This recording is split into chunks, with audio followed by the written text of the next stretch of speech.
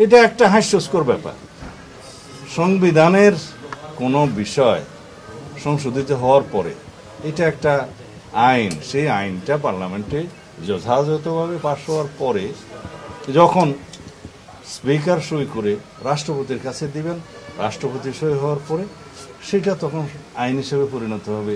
সেটা সংবিধান সংশোধন হোক বা অন্য আইন হোক, অটোমেটিক এটা পরীক্ষায় অটো পাশের মতো কোনো বিষয় তো সংবিধানে থাকতে পারে না।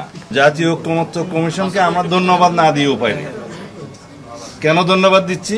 যে অবশেষে তারা তাদের প্রক্রিয়া কার্যক্রম সমাপ্ত করতে পেরেছেন। দ্বিতীয়বার ধন্যবাদ দিচ্ছি যে তারা জাতীয় ঐকমত্য প্রতিষ্ঠার বদলে জাতীয় অনৈক্য প্রতিষ্ঠার একটা প্রচেষ্টা গ্রহণ করেছেন। কমিশন তাদের সুপারিশমালা জমা দিয়েছে।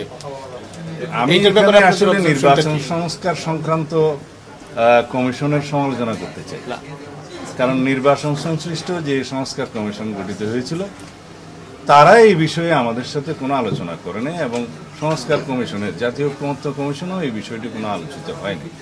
এই বিষয়ে কোনো ঐকমত্য প্রতিষ্ঠা হয়নি।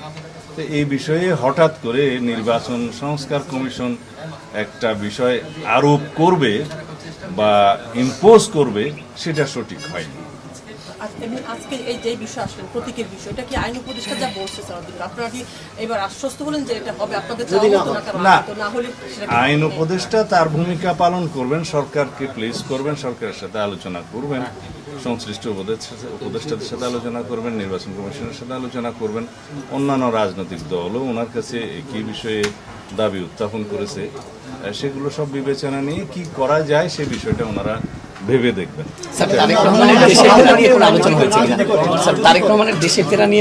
এটার সাথে তো আমি যা বলতে এসছি আপনারা বরং জিজ্ঞেস করতে পারতেন আজকে যে একটু প্লিজ এই বিষয়টা শেষ। আজকে যেটা সবচেয়ে জাতীয় গুরুত্বপূর্ণ বিষয় সেটা কি? ঐকমত্য কমিশনের যে সুপারিশমালা, সেটার বিষয়ে আপনাদের জাতীয় ঐকমত্য কমিশন তাদের সুপারিশ সরকারের কাছে পেশ করেছেন। সেখানে এমন কিছু বিষয় উত্থাপন হয়েছে, আপনারা এখনো পড়ার সুযোগ হয়েছে কিনা আমি তো জানি না। আমি আসার আগে অনেকগুলো প্রিন্ট নিয়েছি, এখানে 6টা সংযুক্তি সহ প্রায় 100-200 কাগজ আছে, সবগুলো দেখতে পারি নাই। এখানে দেখতে দেখতে আমি যেটা দেখলাম, জাতীয় ঐকমত্য কমিশনকে আমার ধন্যবাদ না দিয়ে উপায় নেই। কেন ধন্যবাদ দিচ্ছি? যে অবশেষে তারা তাদের প্রক্রিয়া কার্যক্রম সমাপ্ত করতে পেরেছেন। দ্বিতীয়বার ধন্যবাদ দিচ্ছি যে তারা জাতীয় ঐকমত্য প্রতিষ্ঠার বদলে জাতীয় অনৈক্য প্রতিষ্ঠার একটা প্রচেষ্টা গ্রহণ করেছেন।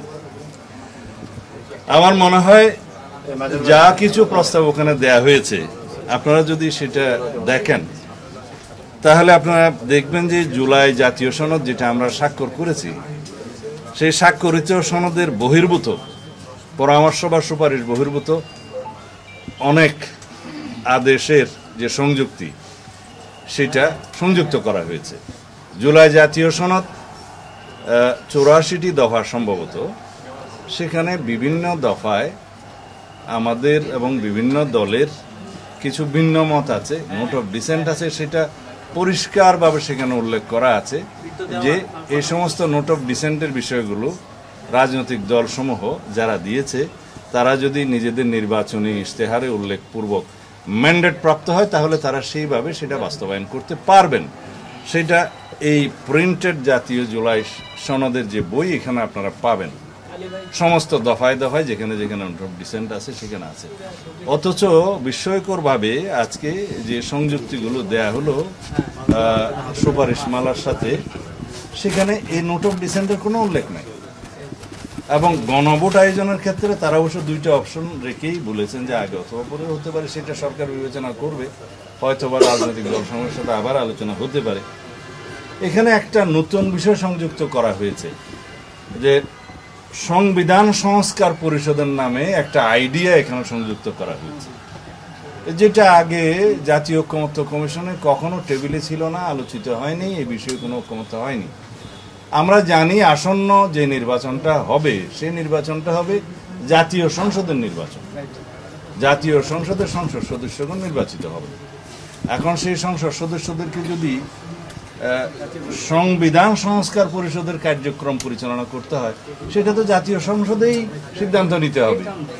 এখন জাতীয় সংসদে কি সিদ্ধান্ত নিবে সেটা তো আলোচিত হয়নি জাতীয় ঐকমত্য কমিশনে, এবং এই বিষয়ের কোনো সুপারিশ বা এ বিষয়ে কোনো আলোচনা না হওয়ার পরেও এই সুপারিশ মেলার মধ্যে হঠাৎ করে যে পরবর্তী জাতীয় সংসদ একই সাথে সংবিধান সংস্কার পরিষদ হিসেবে কাজ করবে, এই সিদ্ধান্তটা ওনারা আরোপ করতে পারেন না, চাপিয়ে দিতে পারেন না। দ্বিতীয় হচ্ছে, জাতীয় সংসদ নির্বাচনের মাধ্যমে কেবল জাতীয় সংসদ গঠিত হওয়ার কথা, সংবিধান সংস্কার পরিষদের জন্য তো কোনো নির্বাচন হচ্ছে না। নির্বাচন তো হবে জাতীয় সংসদের জন্য। নির্বাচন কমিশনের কনস্টিটিউশনাল ম্যান্ডেট কি? সাংবিধানিক যে ম্যান্ডেট নির্বাচন কমিশনের, সেটা হচ্ছে জাতীয় সংসদ নির্বাচন অনুষ্ঠান করা আর রাষ্ট্রপতির নির্বাচন অনুষ্ঠান করা। এখন জাতীয় সংসদ নির্বাচন অনুষ্ঠানের মধ্য দিয়ে কেবল জাতীয় সংসদই তো গঠিত হবে, এখানে তো সংবিধান সংস্কার পরিষদ গঠিত হবে না। হ্যাঁ, আমরা যে গণভোটের প্রস্তাব করেছি, সেই গণভোটের মধ্য দিয়ে এই জুলাই জাতীয় সনদের বাস্তবায়নের পক্ষে জনগণ যদি সম্মতি দেয়, সেটা জনগণের একটা সার্বভৌম সম্মতি হবে, অর্থাৎ পরবর্তী জাতীয় সংসদ এবং সংসদ সদস্যগণ সেটা বাস্তবায়ন করার জন্য বাধ্য থাকবে। সেটা হচ্ছে জুলাই জাতীয় সনদ। কীরকম? যেইভাবে জুলাই জাতীয় সনদ স্বাক্ষরিত হয়েছে ঠিক ওইভাবে, যেভাবে ঐকমত্য প্রতিষ্ঠা হয়েছে ঠিক ওইভাবে, উইথ নোট অফ ডিসেন্ট। এখন যে সমস্ত প্রশ্নগুলো আমি দেখলাম, এখানে বলা হয়েছে আপার হাউসে অর্থাৎ উচ্চ কক্ষে নিম্ন কক্ষের প্রাপ্ত ভোটের আনুপাতিক হারে আসনের মধ্য দিয়ে উচ্চ কক্ষ গঠিত হবে, এইরকম তো কোনো সিদ্ধান্ত হয়নি।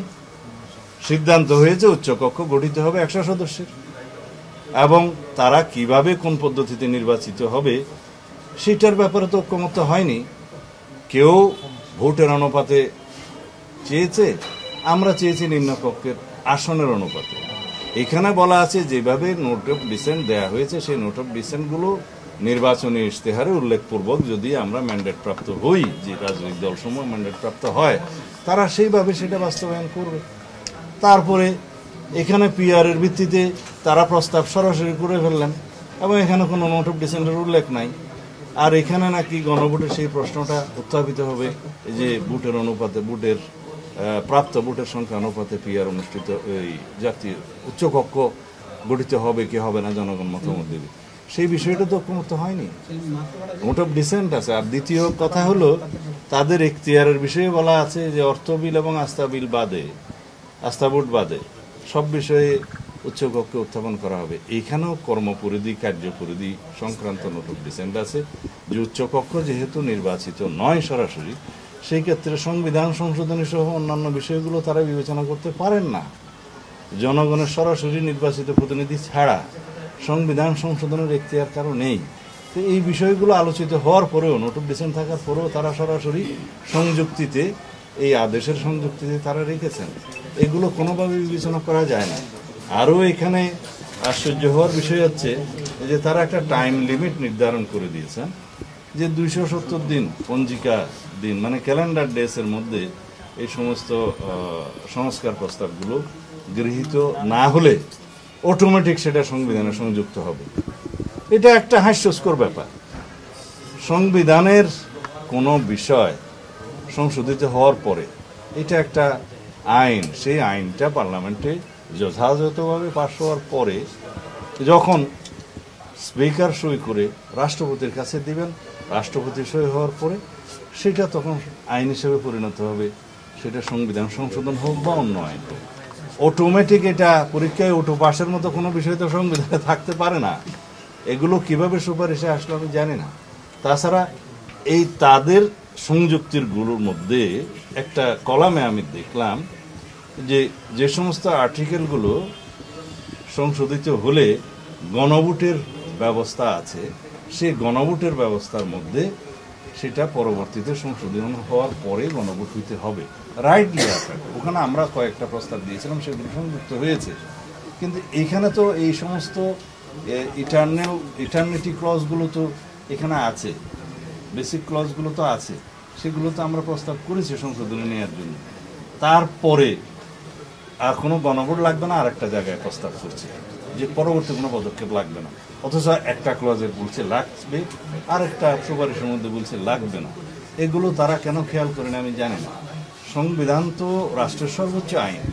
এই আইনগুলো সংশোধনের ক্ষেত্রে এবং সুপারিশের ক্ষেত্রে সর্বোচ্চ সতর্কতা অবলম্বন করা উচিত।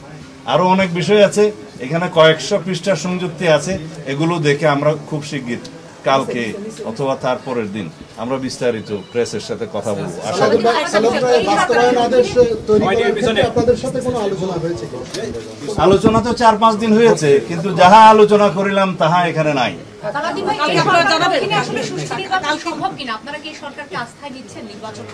এই কথা বলার সময় এখনো আসেনি। আমরা আশা করি যথাযথ প্রক্রিয়ায় এই সুপারিশগুলো বিবেচনা করা হবে এবং আইনানুগ সাংবিধানিক প্রক্রিয়ায় আমরা জাতীয় সংসদ নির্বাচন ইনশাআল্লাহ পাব। আমরা এটা আশা করি। এই অন্তর্বর্তীকালীন সরকারের অধীনেই আগামী নির্বাচন হবে, সেটাও আশা করি। সুপারিশ যা দেওয়ার দিয়েছে, আমার মনে হয় জাতীয় ঐকমত্য কমিশন নিষ্কৃতি পাওয়ার জন্যই কিছু সুপারিশ দিয়ে তারা কার্যক্রম সমাপ্ত করতে চেয়েছে। এটা আশা করি উপদেষ্টা পরিষদ সরকার পুঙ্খানুপুঙ্খ আলোচনা করবেন, বিবেচনায় নেবেন এবং যেটা আইনানুগ হবে এবং সাংবিধানিক ভিত্তি থাকবে, যে প্রক্রিয়ায় গেলে আমরা একটা নিয়মতান্ত্রিক পদ্ধতিতে নির্বাচন করতে পারবো, সেই প্রক্রিয়াতে তারা গ্রহণ করবে। সালাউদ্দিন ভাই, ফেব্রুয়ারিতে নির্বাচন সরকার বলছে, আপনারা কি আশ্বস্ত ফেব্রুয়ারিতে নির্বাচন হবে? এবং আপনারা বলছেন যে ফেব্রুয়ারিতে নির্বাচন হবে না, এরকম কেউ বলেছে নাকি? কোন রাজনৈতিক দল বা অন্য কেউ? সরকার, নির্বাচন কমিশন, আমরা কেউ তো বলিনি যে ফেব্রুয়ারির প্রথমার্ধে নির্বাচন হবে না বা চাই না। অবশ্যই হবে, হতে হবে। আচ্ছা, আপনারা জোটভুক্ত হয়ে নির্বাচন করতে চান, সেই ক্ষেত্রে এনসিপি আপনাদের সাথে আসবে বা কয়টা দল আসবে? এটা পরে কথা বলবো। আপনারা একটা প্রশ্ন নেবেন কাইন্ডলি।